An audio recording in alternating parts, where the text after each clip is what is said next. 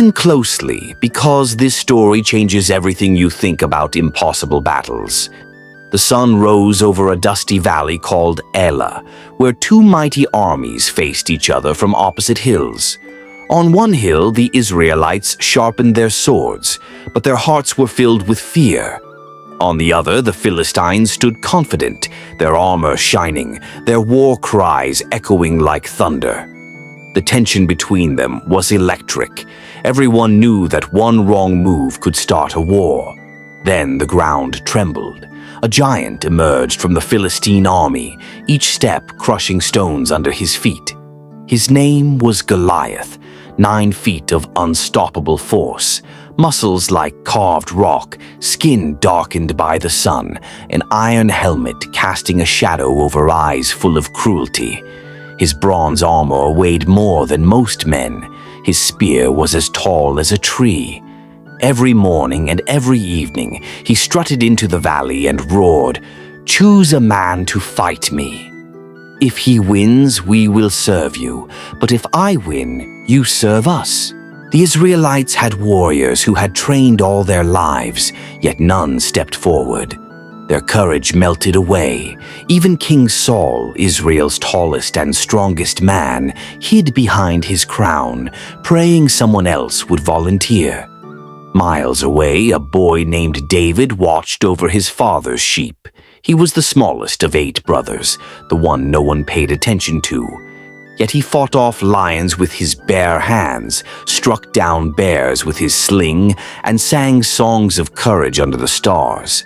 David was unnoticed by men, but chosen by God. One day, his father Jesse called him, "Take food to your brothers at the battlefield."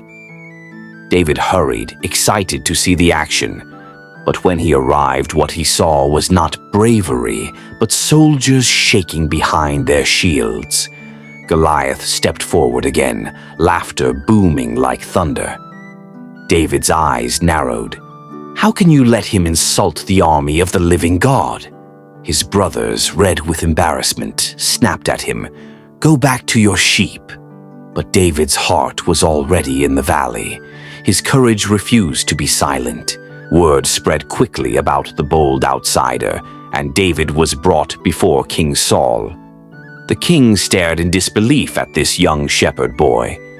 David stepped closer and said, "I protected sheep with my sling. God saved me from lions and bears. He will save me again." Saul hesitated, then said, "May the Lord be with you." He placed his heavy bronze armor onto David. It dangled off him like a costume. David shook his head with a smile. "This is not how I fight." Down by a sparkling stream, David kneeled and selected 5 smooth stones. He placed them gently in his leather pouch and tightened his sling around his hand. No shield, no armor, just faith. The world seemed to hold its breath as he walked into the valley. Goliath's laughter echoed off the hills. "They send a boy with sticks? I will crush you." David lifted his chin. "You come with a sword and spear. I come in the name of the Lord." Then everything slowed. A single stone was placed in the sling. One deep breath. David spun it once, twice, 3 times. The sling cracked through the air like lightning. The stone flew faster than a hawk diving for prey. It struck Goliath's forehead with a sharp, echoing crack. The giant's smile vanished, his knees buckled, and the earth trembled again. As Goliath fell face first into the dust, silence swept over the battlefield. Then the Israelites erupted with shouts of victory. They chased the Philistines away, courage restored in a single moment.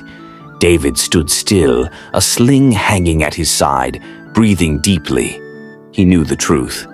The battle was never about his size. It was never about strength. It was about who stood with him. That day, a shepherd boy became the hero of a nation. Because faith is bigger than fear. Courage is louder than threats. And giants, no matter how tall, still fall.